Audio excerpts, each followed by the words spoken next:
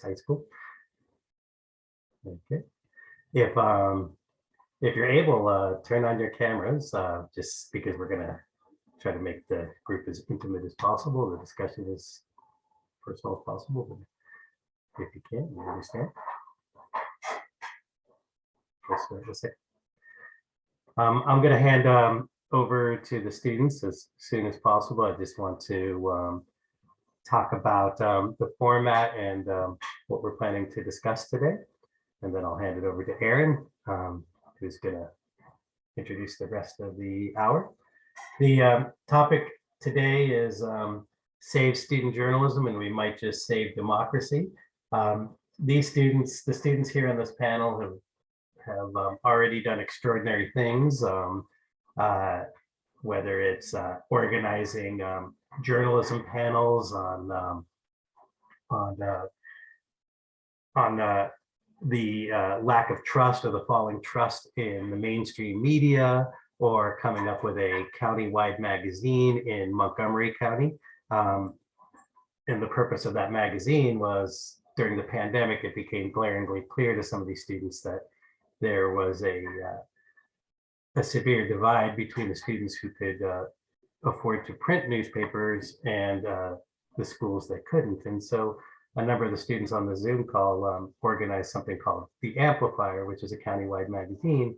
They'll talk about that, but more generally, they want to talk about that as part of a larger movement of doing whatever possible to support student journalism and why that matters. And so on that note, I'm going to hand it over to Aaron. Aaron, take it away. Hi, everybody. Thank you so much for joining. My name is, and thank you so much for the introduction, Mr. Lobato. My name is Aaron Tiao, and I am a co-editor-in-chief of The Amplifier. As Mr. Lobato was saying, we are a student-led county-wide publication that focuses on giving students who don't necessarily have print journalism at their schools the opportunity to contribute to our magazine and give them a platform to have their voices heard to the rest of the county.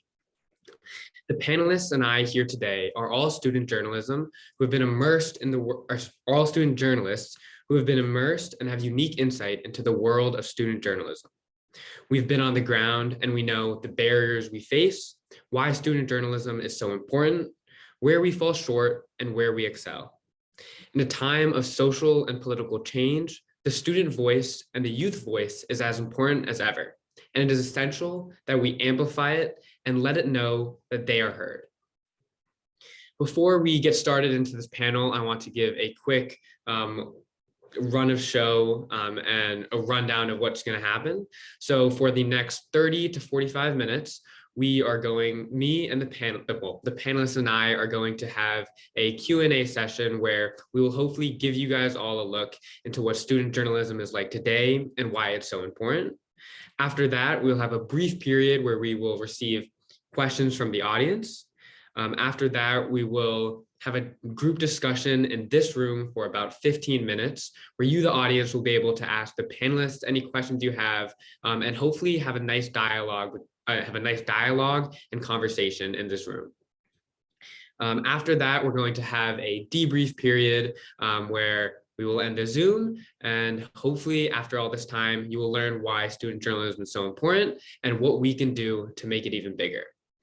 Before we get started, I want to thank Mr. Lopalato, Julie Miller, Paul Brown, and Lena Moriel Scott for making it possible for us to talk with you all today and make this Zoom possible. So without further ado, I would love to introduce the panelists. I will just call your name, and if you guys could give a quick introduction of who you are, that would be amazing. So Elias. Hi, everyone. My name is Elias Laubach. I'm a junior at BCC. I am an editor for the Tatler, Go Tatler. That's a BCC student publication. I'm also a managing editor for The Amplifier. I really started getting into student journalism in middle school, and then once I got to BCC and I kind of learned more about the Tatler, I just immediately knew that's what I wanted to do. That's kind of my passion, and I'm looking to continue that in college. Thanks so much, Elias. Michael? Hey everyone, great to be here. My name is Michael Shapiro.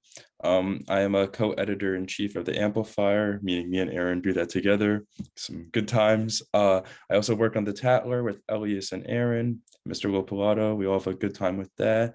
And it's really been a great experience with student journalism. I think the Amplifier, with getting all the schools involved and really trying to amplify voices, for lack of a better word, I think it's really a great experience. And it's really what journalism is all about, giving a platform to different voices, different perspectives to really try to move the collective, really society forward. And it's really something great. And when I kind of realized that sophomore year, which is the first time you can enroll to take newspaper at our school, Bethesda Chevy Chase High School, I really just hopped on board, seized the opportunity, and haven't really looked at back since. It's been a blast. And I think might continue doing journalism in college and beyond. I really love it. Thanks so much, Michael. Kat? Hi everyone, I'm Kat. I'm a senior at Blake High School, and I'm the co-editor-in-chief of our school newspaper, the Blake Beat, and I'm also a section editor for the Amplifier. I first got into journalism my sophomore year as well, and it's been really fun since then, especially working on the Amplifier. I've loved being able to take a bunch of different perspectives from across the county and put them all together to make something really amazing. Thanks so much. And last but not least, Matthew?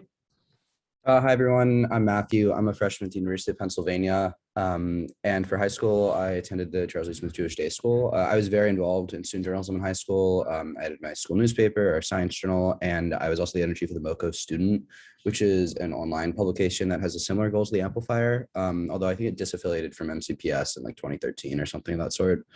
In college, I'm not as involved in journalism as I used to be, but I'm still really involved in publications, and I still really love them. All right, thank you so much. So now that we know the panelists, and I think we can now get into the questions.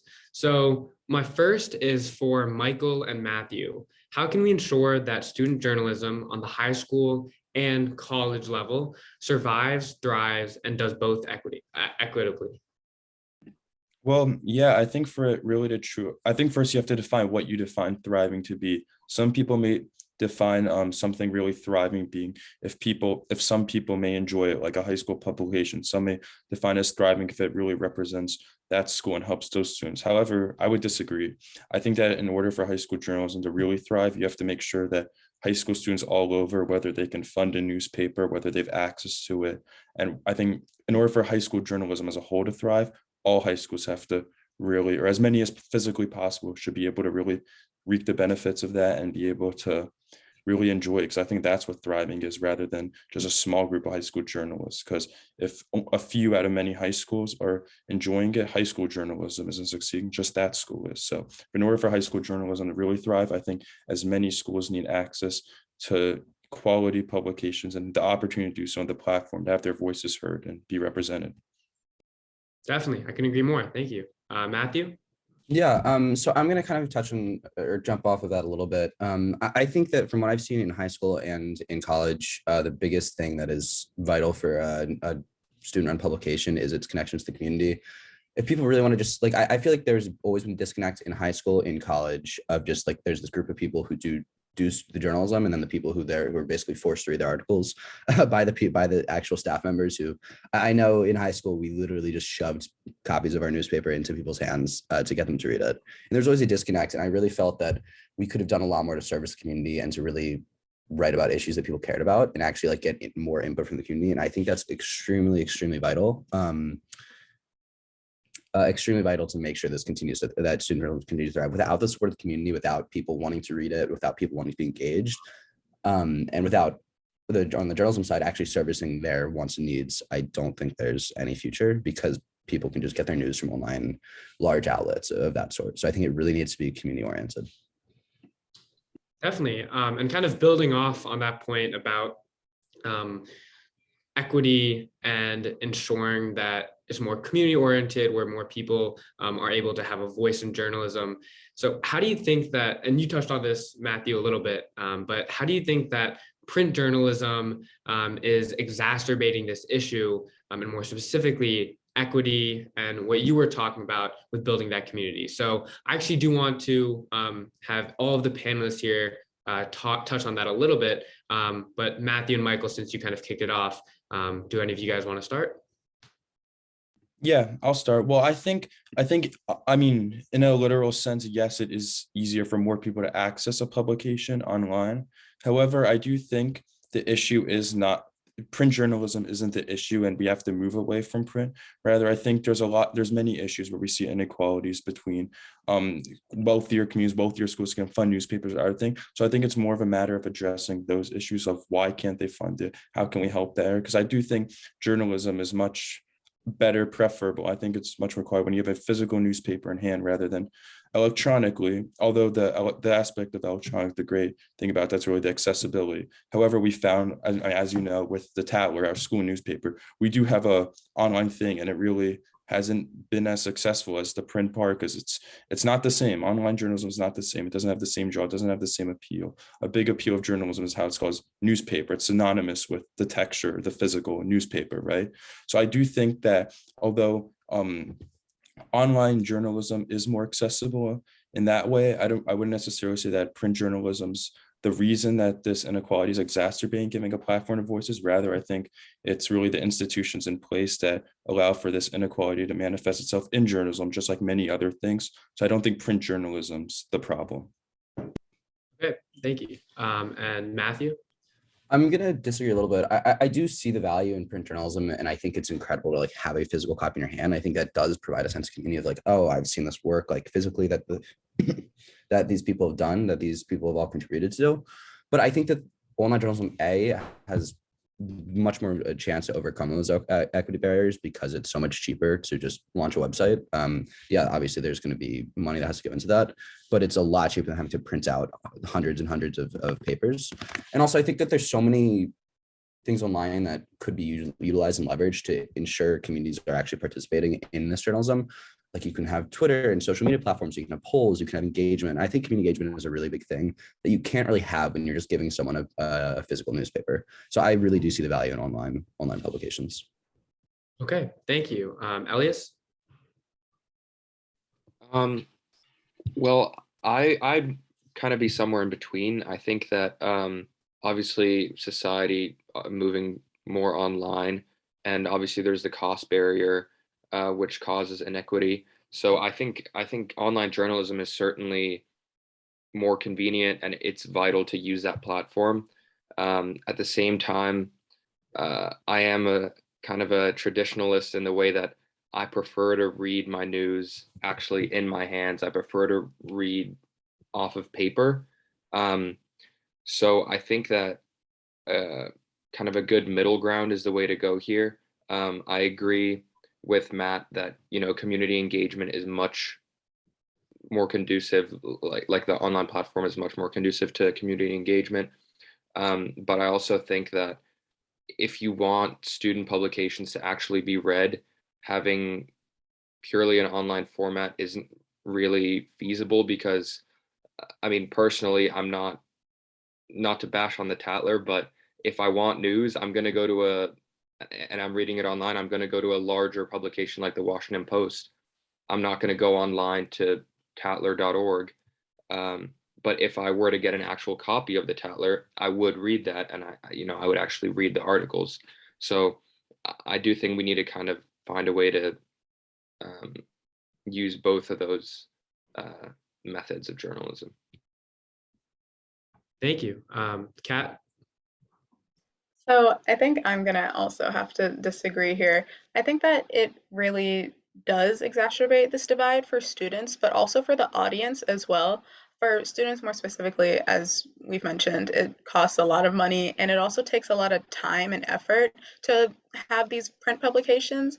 And if, let's say, a school just doesn't have enough people interested to have to draw and have to do layout and have to do writing and have to do editing, when you move to like an online format, you're cutting down that like formatting and like those like personal drawings that like you have to do, which kind of makes it easier to put this all together if it is online.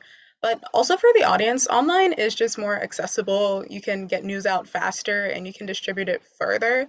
But it also, like Matthew said, it also allows for a lot more like interactive feedback. Like the Blake Beat, we recently moved to online just 2 years ago, and I think we've had the most connection to our students than we've had before with our print newspaper.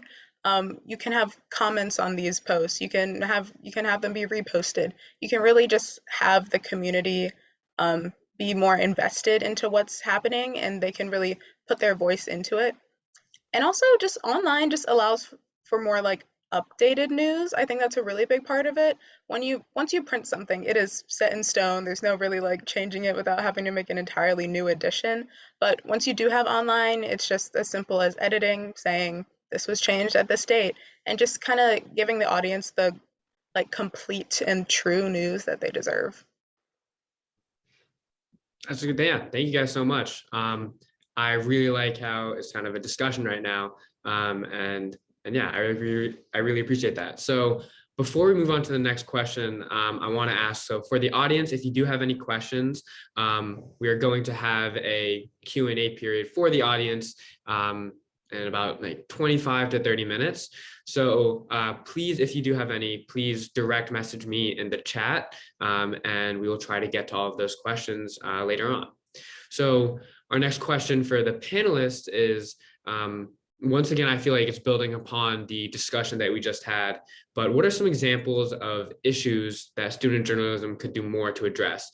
And if that's a little bit confusing, you could also frame that as where does student journalism fall short? If that's on not being able to properly distribute print magazines because of limitations with funding, or if it's like what Elias said, maybe the credibility of it doesn't match up to news sources just like CNN.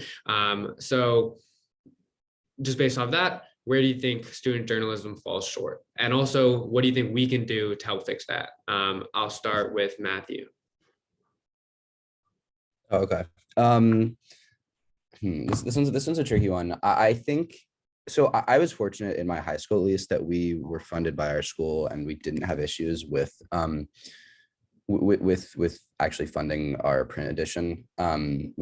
But I think in general, actually, I'm gonna not touch on the money option. I think community engagement is still the biggest thing that student journalism falls short with. I think that the biggest way that people want journalism more is if it actually responds to what they want. As I said, I think there's a huge disconnect. I'm going to be a bit repetitive here just because I do this, like this has always been my issue with student journalism, is that I think there's been a big disconnect between the journalists and between the rest of the kids in the school community. And there's obviously only so many things that happen in a school that you can report on, or on a school system that you can report on, that would be relevant to people and that people would actually care about. Which is why, like, I think there's always been so much more room for more community engagement in terms of bringing people in to write op-eds, actually like reaching out to students and seeing what articles they care about. I think that just overall, just like from a fundamental level, it needs to be more of a conversation with the kids in the community, because if people want news, they can go to actual news outlets.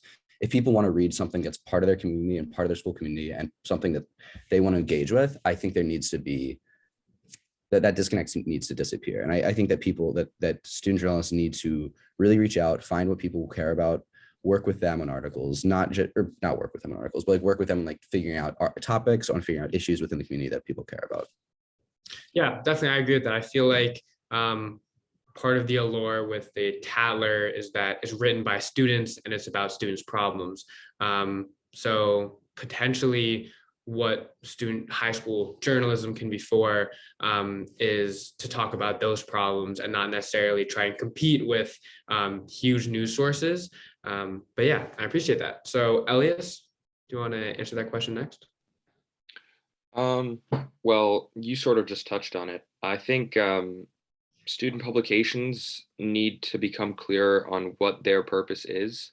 I think we need to move away from kind of, publishing news stories, and because obviously, student publications can't compete with the manpower, with the resources, with the professionalism of, these big publications. I think we really need to stay focused on the problems that students and like teenagers are facing. And I think that we've been doing a good job with that in the Amplifier. If you weren't aware, the Amplifier's going to come out at the beginning of June, and it's going to be exploring all facets of the day in the life of a high school student. So I really think that student journalism needs to stay focused on kind of teenagers and reporting on them, and leave these larger publications to deal with news. So I think the biggest thing is just to focus down on what students really care about.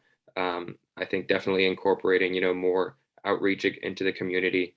But yeah, just focusing down on like the issues that students actually care about. Okay, thank you.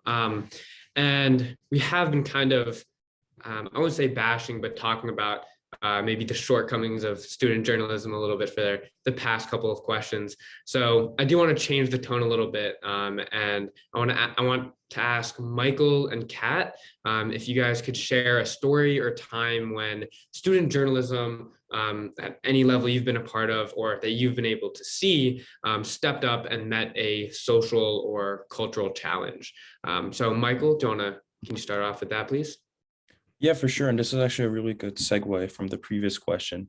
I think that when we were discussing about the amplifier and its implications versus sticking to the normal Tatler, I think there was a discussion. What it really boils down to is there's a big misconception of what high school student journalism really is. Some people might say it's about the high school, the mascot, the stuff going in that high school, but that's really not the mission. The mission is to give a place for student voices to be heard more so. So that's where I think a big misconception would be. And that's where I would say at that point, we realize, and the amplifier, what the goal would be. I don't want to talk about the amplifier too much, but I really think this is where it manifests itself really beautifully in the sense that it's about getting voices heard from all over and really getting everyone. So I think that's a moment where we were really able to do that and have all voices heard and really like pursue the mission of how we were able to further high school journalism. And through that, within the amplifier, we have spreads on all sorts of things, including struggles and including personal struggles, right? And personal struggles in such a big, diverse county. It's a huge school system. It's one of the biggest school systems in the country, really.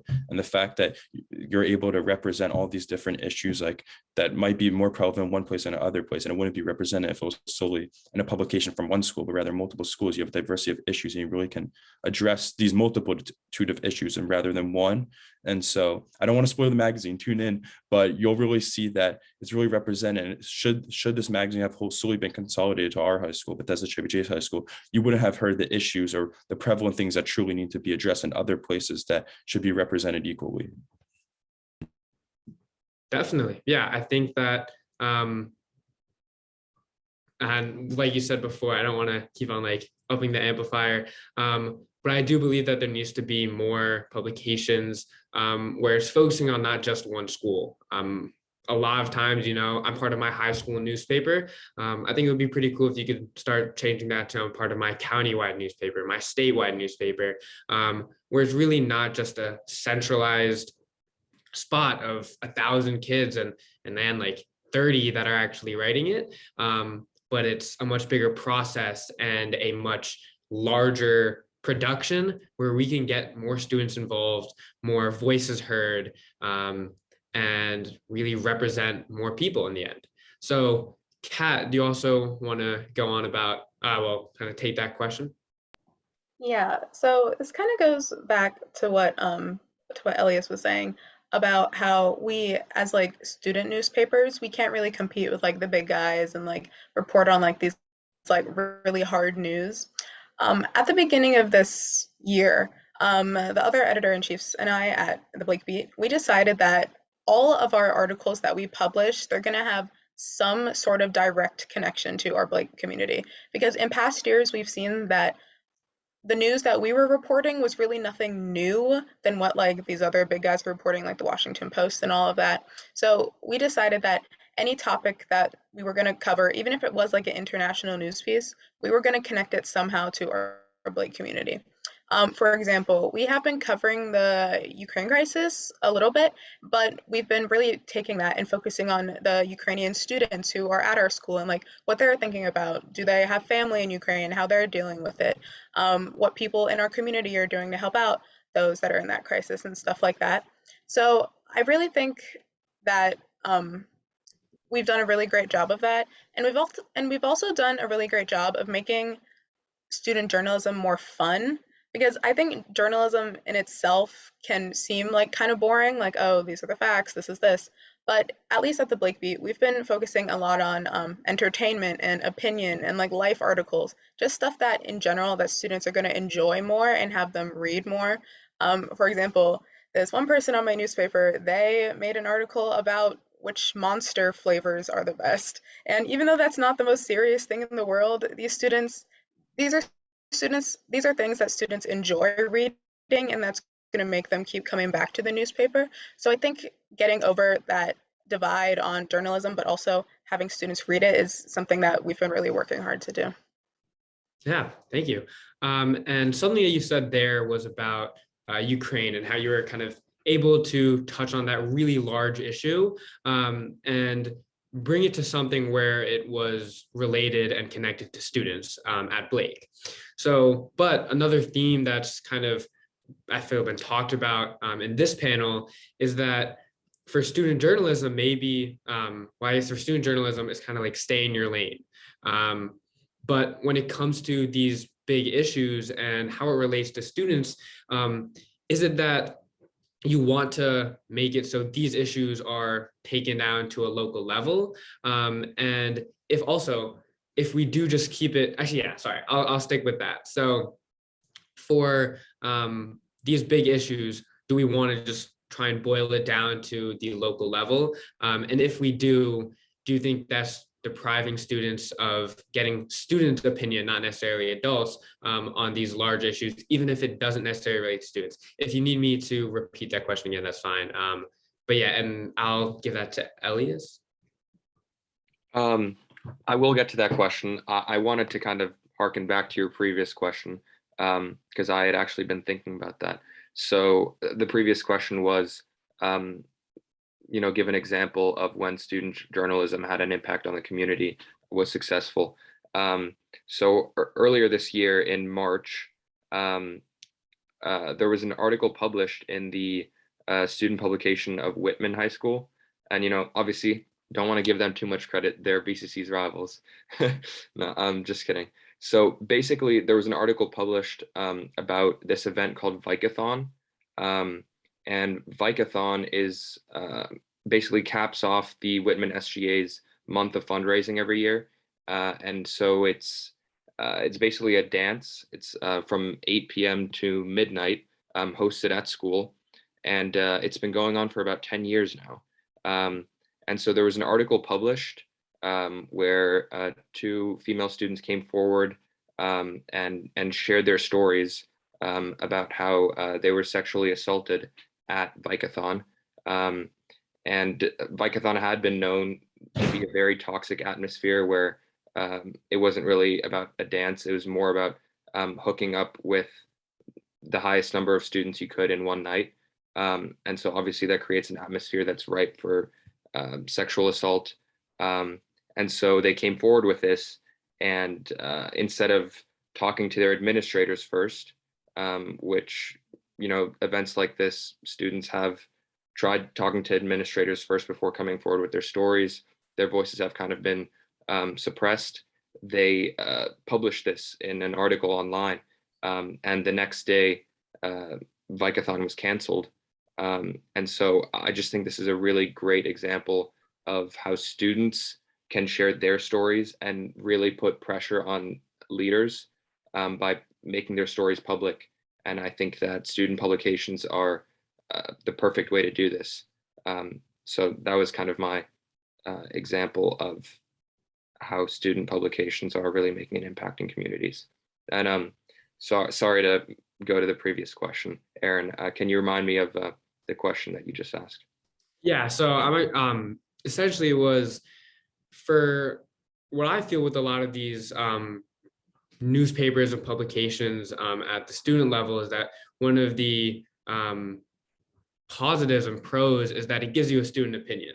So I actually do want Michael to answer this first, but when it comes to these large topics that can be covered by CNN, Fox, MSNBC, do you think that it's worth it for student publications to focus on these issues and give the student perspective, or should they stick to topics that just relate to students? And Michael. Well, I really think you can do both. I don't think it's a zero-sum game. I don't think there's anything inherently wrong with really relating it to where you are, because when you relate it to you are in many cases in these communities, it's really a microcosm of other places. So for example, if you relate a news story to how it, as Kat said, like how it affects students at Blake, there's many other situations like that. So you can imagine that this war in Ukraine, it'd be a fair conclusion to say that it has a prevalent effect on Ukrainians and Ukrainian students all over. I do think that that's important. I don't think it's a zero-sum game. And kind of expanding on the argument about student journalism not having the same outreaching effect. I do think and if you view like the world as one, yeah, it won't be as big, but if you break it down to certain demographics, student journalism will really have a bigger impact on that demographic. That's really what you're competing with, where students would get their news. And I think really, if you really understand your demographic, it can really go a long way. I know in the city of Los Angeles, for example, which is a relatively young, very like vibrant city, a student publication is the third most read publication in that city, right? And they're able to do that because they're really able to be intertwined with their community. There's a lot of young people and they really have their place and they really know what they're doing, right? So I think it's really, you want to understand your demographic and really get at that. I think on a large scale, I think yes, CNN may be more qualified to talk about a war or diplomatic relations than a school newspaper, but I think the school newspaper's place and their mission, as I said before, is to really narrow it down in its impact on students or this demographic. And I don't think that limits you to just that school, just that small group of people. I think it can be applied to its impact on people just like you all over. And there's millions of people just like us, just like our school. So I think that's really how you do it. And that's why I don't think it's a zero-sum game. I think by really boiling down the issue, you're able to do both. And that's why I think it's really important to relate these issues to your community. Yeah, definitely. Thank you. So we have some amazing questions in the chat, and I do want to get to the audience portion. So we're going to put one more question, and that will be for Kat and Matthew. So at BCC, I would say we're a very left-leaning school in terms of political ideology, and often we struggle to get conservative voices, even when we look out and do some outreach for it and we go to friends that we know are conservative. Part of it is that they are afraid they'll get canceled or that people will beat down on them almost on their views. So were you guys able to get that balance right at your schools? And do you have a solution or some ideas where conservative students can be more or conservative or left-leaning or liberal or however it works at your schools, where they can be more comfortable expressing their opinion? I can go first. So this really brings me back to the COVID situation. Back when MCPS had first dropped the mask mandate, I had the idea for an article that would just be filled with student quotes on like what they were thinking about the situation. So I sent out a poll, a response box on our Instagram saying just what do you think about him? When I went to go further like interview these students about what they thought on the subject, a lot of the ones who were comfortable not wearing masks at that point, they wanted to remain anonymous, which that's great for them. I really think that's the important thing in making sure that everyone has the ability to be heard, because if you make students like present themselves in their words, it makes it hard for them to want to say it, especially if they are in a situation where there's a lot of people that aren't like them. So even though when I published this piece, I did have like a lot of like comments with no names, it really did still show the overall climate of the school and allowed everyone to have their voices heard. So I really think just giving students that option to not have to say like have their name or have their face behind something can be really important in just making sure that everyone's voices can be heard.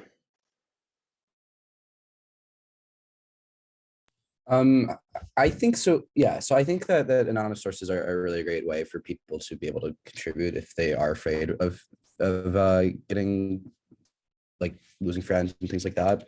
I think the biggest issue I've seen in terms of polarization and bias in student journalism is just the amount of coverage that certain things get. I know at Penn, for example, there have been many issues that some people disagree with that are extremely covered and have very few sources other than like one side. And they've had multiple articles about them. For example, there's like this gentrification issue with these townhomes that Penn is buying and spending like $100 million or something. Which I don't want to get into the politics of it because it's terrible what's happening to these people, but the amount of coverage that people fighting against these townhomes have gotten, and like the very few interviews and just details that the Penn side has had, or like have been given like the opportunity for Penn to speak and like for the school itself to have an opinion on this, and just the amount of coverage that all these protests have been getting, it kind of oversaturates on one side. And I really think that student journalists need to be attentive to just the amount of coverage they're giving to certain issues, and ensuring that if they are going to give a lot of coverage, they really make sure they include a lot of different voices from different perspectives. Yeah, so I think it's rather than just having individual, like not having enough interviews from one side. I really think it's just the amount of coverage that certain issues are getting is a very big issue in terms of polarization bias. All right, thank you. I think I'm on mute. Yeah, all right, thank you. Okay, so now I think we're going to move a little bit early into our Q&A section with the audience. And I have a bunch of questions in the chat. And the first one I'm going to use is from Mr. Brown. So in between the polls of print and online, are there other forms of community engagement, for example, town halls, focus groups, that promote interaction and discussion involving student journalists and other members of the community? So I'm going to focus this towards Elias and then Matthew. Well, I think I need to preface this question by saying, and I talked about this a little bit yesterday, obviously we are student journalists, and this isn't our jobs. We do have schoolwork to do. And so I think there are other forms of kind of ways of involving the community.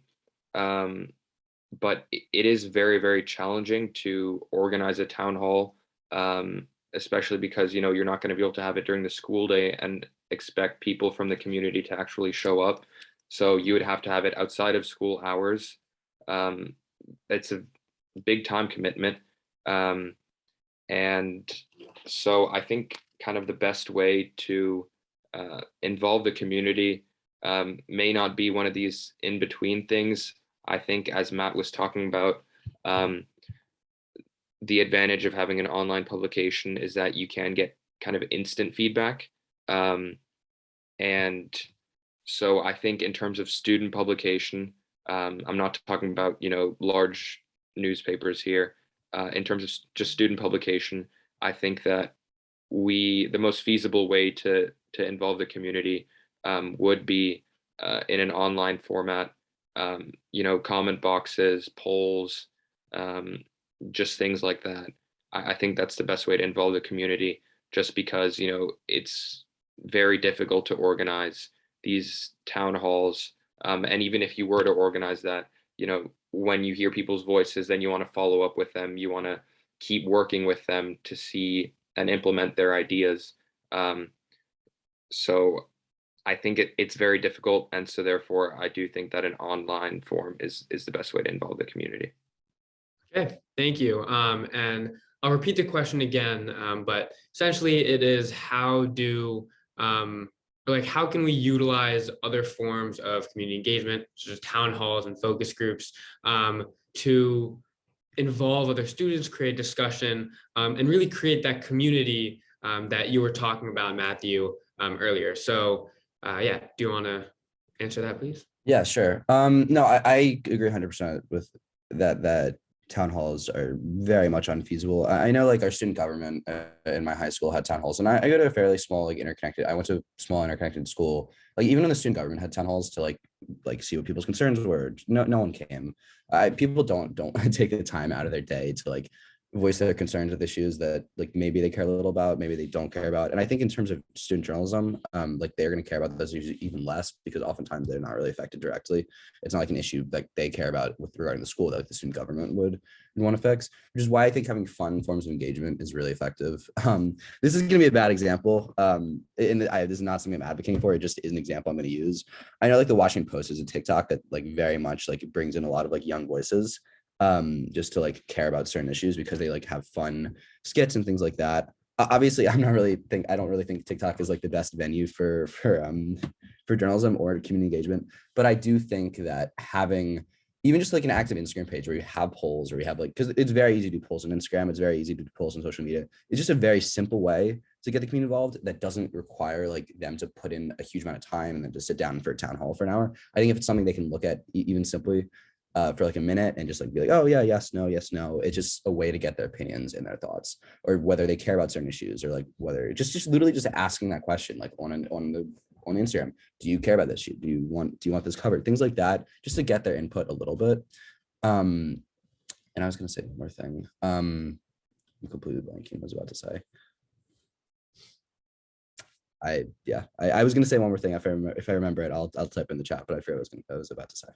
Yeah, no worries. And I do agree with what you said, especially with the TikTok thing. While it may not be the best medium to distribute news, I do feel that for community engagement in general, you need to do it you need to do it in more ways than one, and you need to make sure that you're putting out an effort to get people to go to an Instagram page, to go to a website.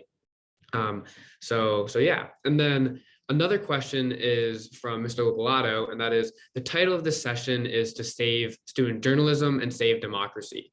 So is that a clickbait title, or is that something within the realm of possibility, especially now that local papers are going out of business left and right?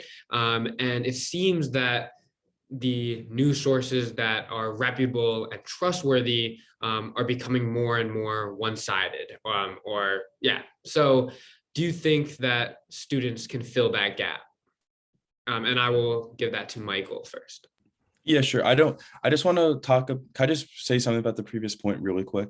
Yeah, sure. So I just wanted to be a disagreeing opinion because I love playing devil's advocate, but also I think that the reason that town halls do not seem feasible is because they really aren't utilized enough. Just like anything, you won't be good if you don't do it enough. Like, for example, this event is, I don't think necessarily a town hall is the right word, but I think community engagement really for schools to be able to connect with a different demographic is really huge. I know there's been many examples of where it hasn't worked out. Like the BCC tried to have a town hall on racial justice and it was imploded. I organized a big town hall on mental health, and while superficial might have been a success, we really didn't get the student voices to be heard because we feel like it was really overtook by adults, and that wasn't really the goal. So I do think that if these events are come to be more and more, and the students' powers were respected, I think that's the reason these events seem to fold. So I think if we really set our foot down, we're able to really make these community engagement alternative events work. I think, as we talked about how community engagement is so important, I think that's a really great medium to do it. Like I really love seeing all of you on today, and these are people like I haven't seen a lot of you before, and it's really cool that I'll be able to connect with you and like tell you my thoughts. So I think that's good. But to answer your question now, I do think it is a great opportunity where I find that a lot of the polarization I view it as a very negative thing. And I also do think that the electronicization of the media has really played a role in it, not necessarily because, well, yes, social media allows a place for extreme voices to be heard and really propagated and really exemplified. But I also do think part of it, as in the previous generation, when journalism, right, when it went from print to like digital, it really defuncted a lot of newspapers. Like I know like the Chicago Tribune was like a really huge paper, and now you don't really hear about it in the same realm of like the Washington Post or New York Times, because they notoriously didn't make the jump from print to digital, right?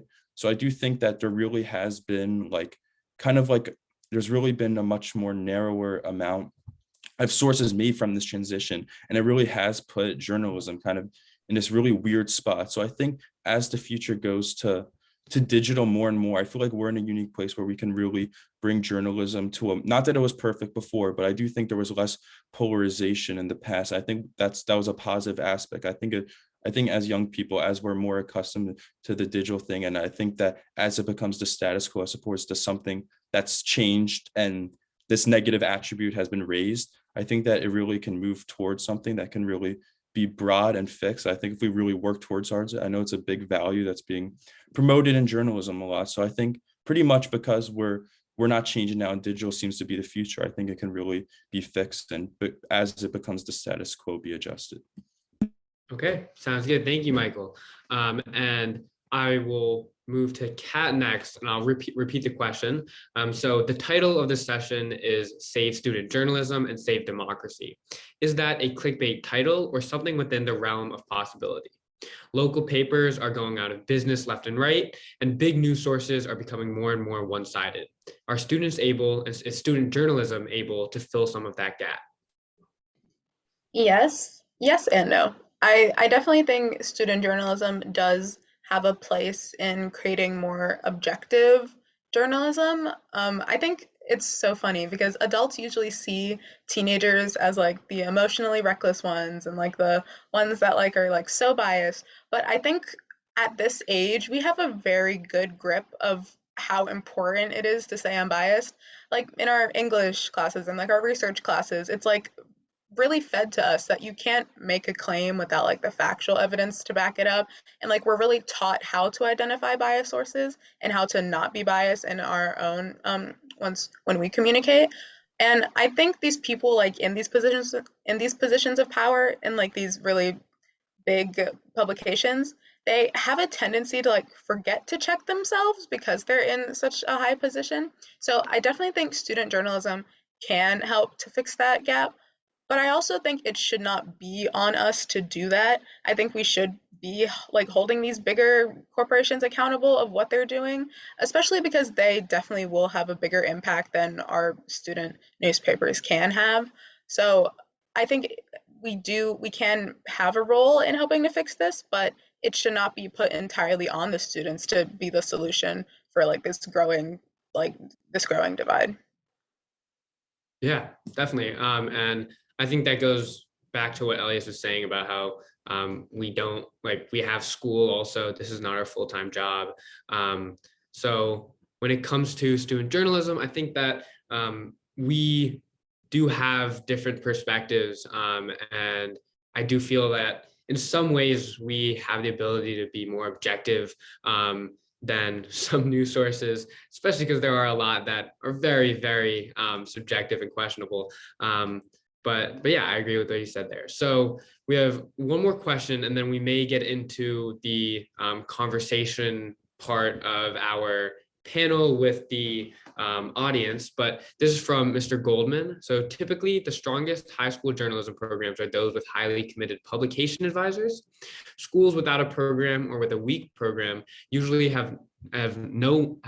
do not have like a school faculty advisor interested in serving that role, or they have little support from school administrators.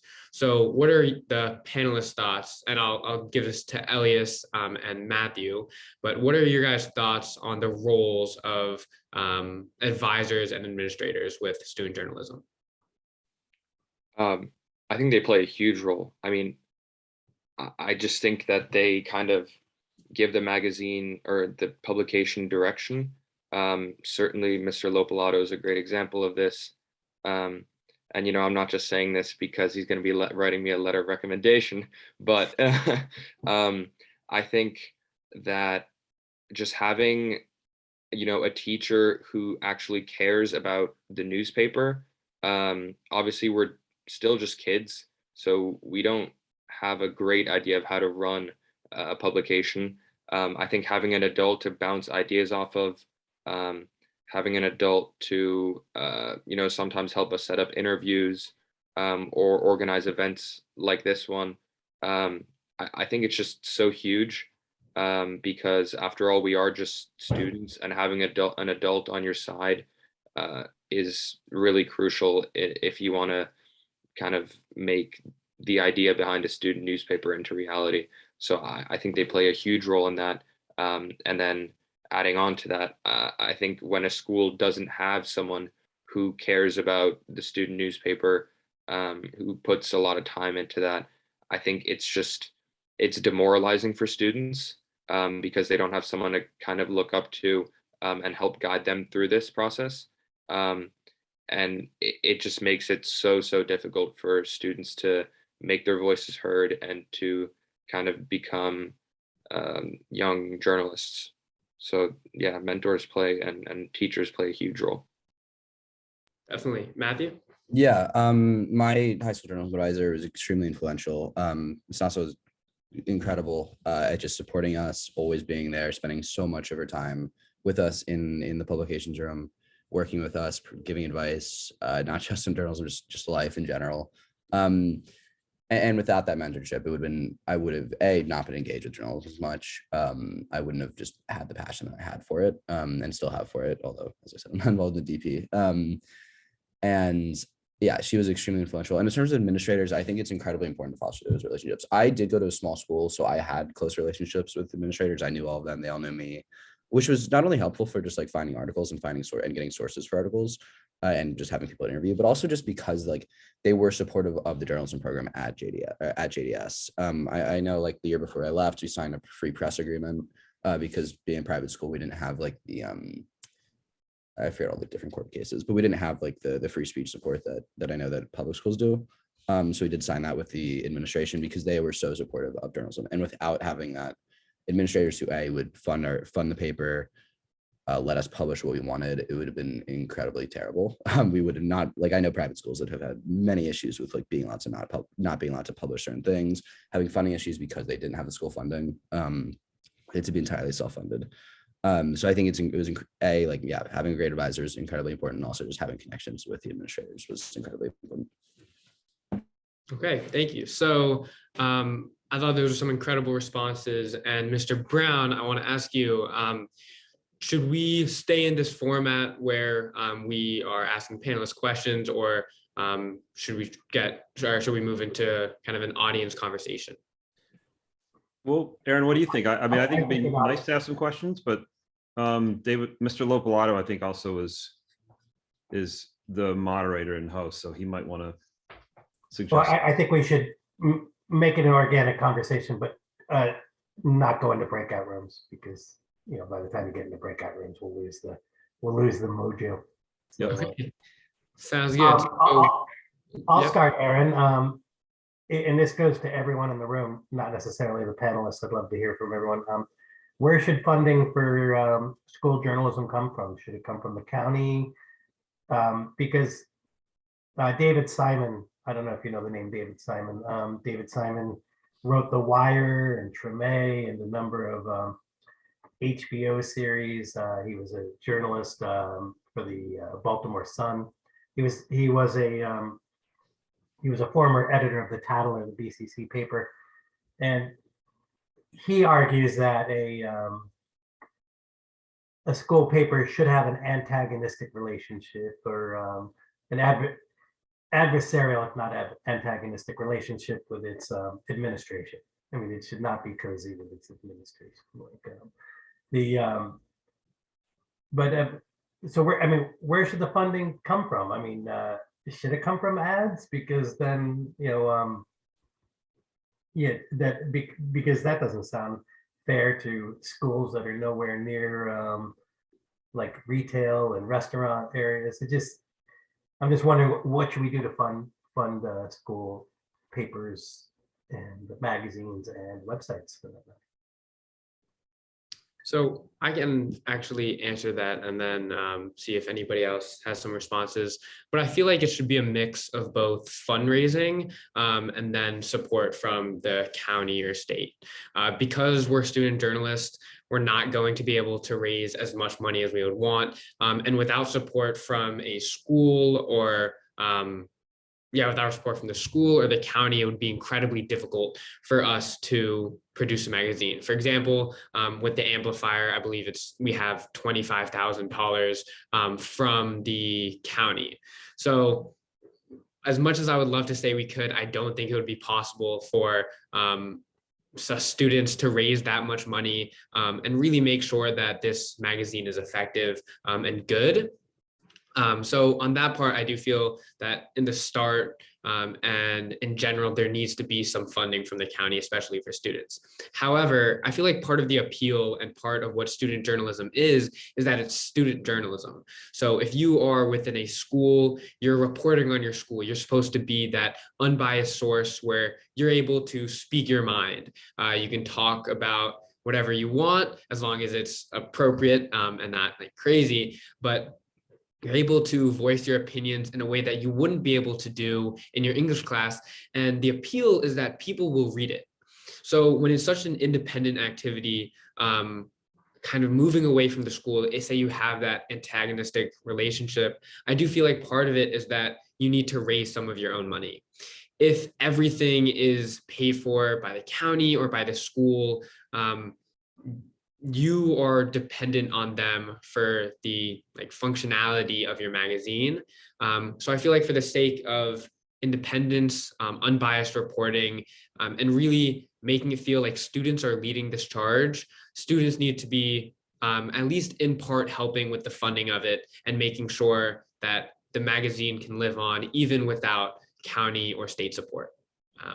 So does anybody from the audience by any chance have any answers to that? And then if not, we can also take some from the panelists. I can answer here. I think, yeah, I do think it's flawed to be reliant on local, like from local funding, because I do think if that's the status quo, like as mentioned before, we have this ever-present issue of only wealthy schools would be able to have a publication, right? So I think that is flawed.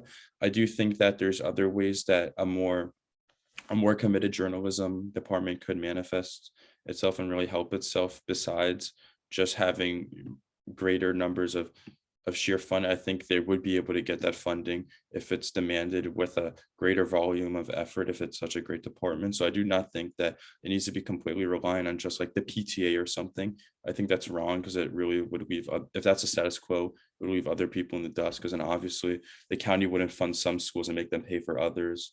That would be ridiculous. So then it would really leave other people in the dust. So that's why I think it's really flawed. So I do not think a school should be relying on support from others.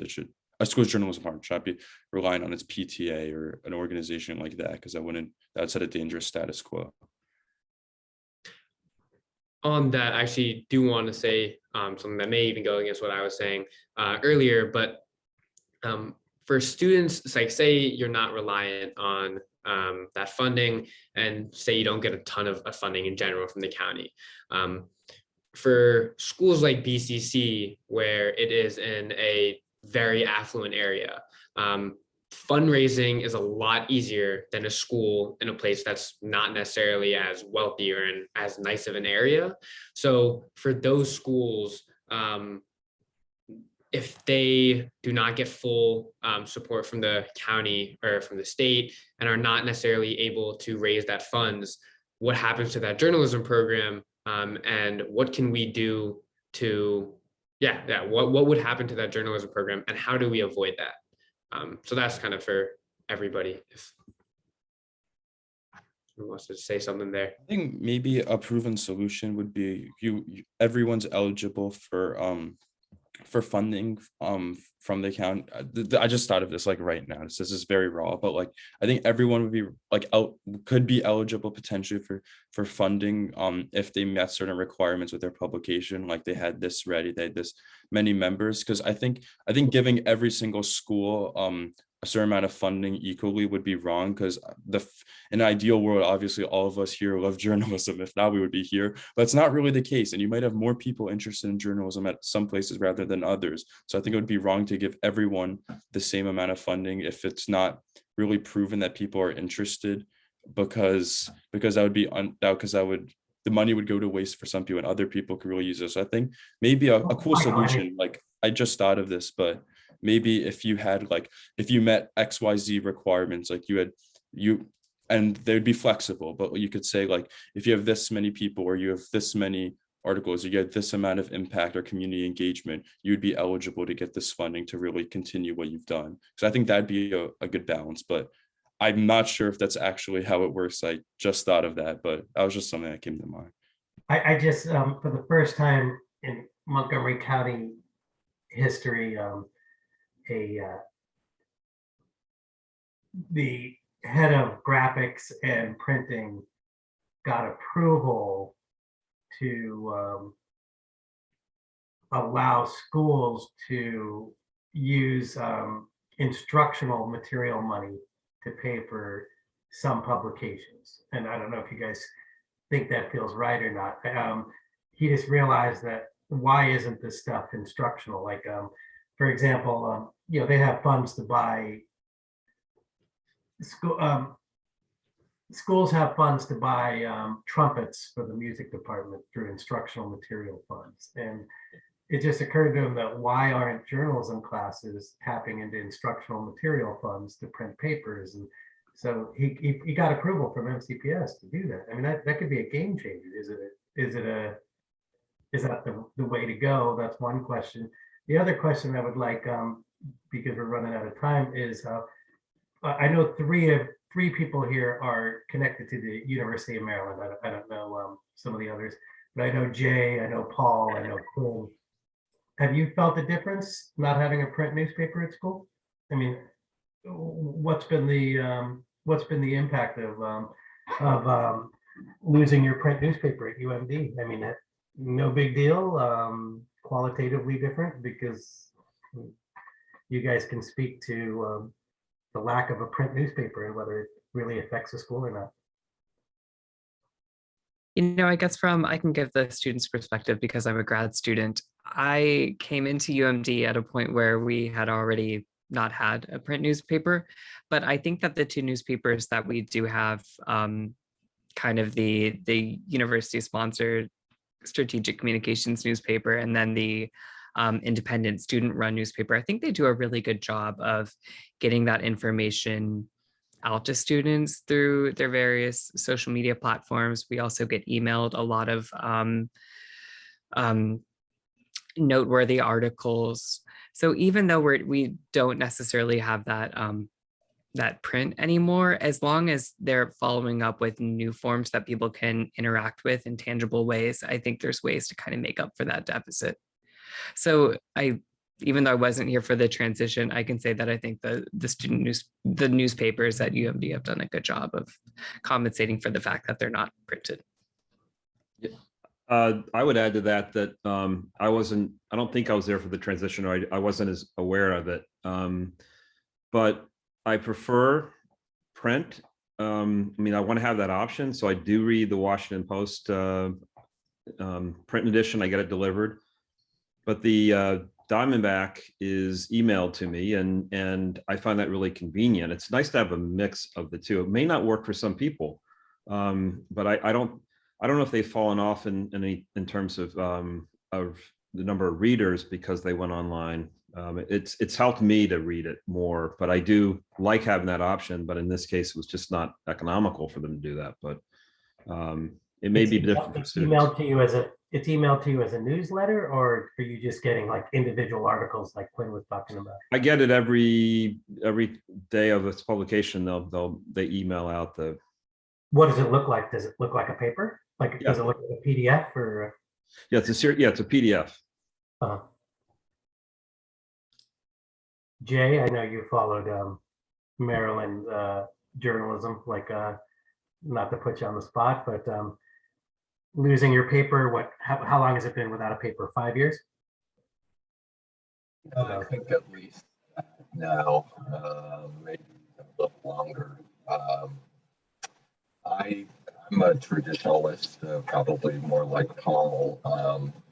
I think out of sight, out of mind is my thinking. I used to pick it up. I'm an adjunct professor, so I'm not on campus every day, but it's just not the same reading the daily that I too get, like Paul described. I like the physical product, and I think it's a really good question. Is readership the same with the online? Still a great publication, very committed student journalists. I'm just not sure that it's has the same reach as the print publication used to be every day.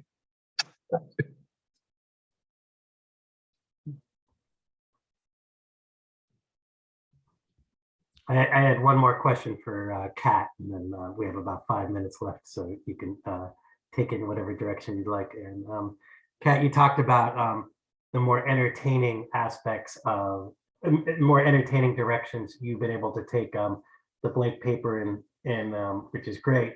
Are students willing? Should they also do the boring stuff like cover school board meetings, or is that not your job? Like there's a lot of journalism that there's a lot of important journalism that seems boring too. Like so Yeah.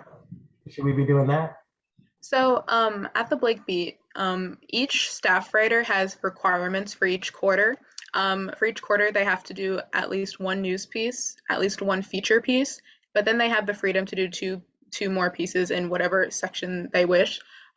That was one thing that when we were coming up with the requirements, we had to really think about is making sure that students are still having fun with what they're doing, but like we're also still taking journalism as seriously as it is. So yes, we do need to be focusing on the really important news stuff, like what's happening in our community, how it's affecting our students. But for some people, that can make journalism really boring, and we don't necessarily want to like push them away from being in journalism just because they're not super interested in what they're writing. Because journalism is it's more than just reporting on the news. It can be opinion, it can be entertainment, it can be reviews, it can be stuff like this that is more interesting. And I think in order to keep a publication running, you really need to have students interested and committed into what they're doing. So by having this like two-part system, we've really been able to keep our students engaged and creating the best work that they possibly can. David, could I follow up on that with just so back to the title of the discussion around the issues of democracy. And so reporting on a school board meeting might be important for democracy, but people aren't really that interested in it. How do you think about democracy and what's happening in our world in terms of needing to inform people and making sure they're engaged and knowledgeable about what's happening, with the need to get people to keep reading what you're doing? I mean, it's a big responsibility to put on a journalist, but that's, our country needs people to get information to them, and good, credible information. So how do you think about democracy and the threats to democracy and what you're doing on a daily basis? I can jump in there really quickly, but I think that kind of goes back to what we've been also that our panelists have been saying about like community engagement and finding more ways than just print journalism to get the message across. Because unfortunately, it's pretty clear that print journalism is dying. Newspapers just aren't as highly touted, I think, as they used to, and now it's moving on to a more web format, which I think is okay. But I do think that when it comes to this like community engagement, it's about adapting like we have in the past. So we moved from newspapers to web journalism, so people can get their news in more ways than one. And now I think it's about finding more mediums, if that's town halls, if that's like community forums, if that's on TikTok, or if that's on like social media, but just finding more ways where people are able to get their news and just being creative about it. Because sometimes people don't want to hear the news, even if they have to. And I think that that job and that role is on journalists at this point, to really make sure that the articles that they're writing, the news they're reporting on, and the research and the stuff that they're finding is given to the people. Is given to the people in just a way where they will be okay reading it. Because I think sometimes people want to close them off from certain viewpoints. So it's important that they at least see the other side, that they see these things that are happening. And yeah, that has to be done in just adaptive and creative ways. Yeah. Okay, so It is 12:45, and I really appreciate our panelists. I want to give a big thank you to all of you. This was an amazing discussion. I had a really great time just listening to it and moderating, and I hope you guys had a good time just expressing your opinions and thoughts. So thank you all so much. I want to thank our audience, and I want to thank once again Mr. Lopalato, Julie Miller, Paul Brown, Lena Moriel Scott, Quinn, for just helping make this panel possible, making sure everything is running smoothly, and then giving us the opportunity to speak with all of you today. So I will now let you get back to your beautiful Saturdays. So thank you all so much. Bye. Thank you, guys. Great Well job, done. everybody. Everyone, Thank you. bye. Really enjoyed it. Thank you. Thank you, Quinn. Of course. And if anybody's wondering what happens next, we have about a 10-minute break, and then we'll see you back in the main room at about 5 till 1. And I put that link in the chat for you guys. If these guys want a recording for school, for college, how can they get a recording?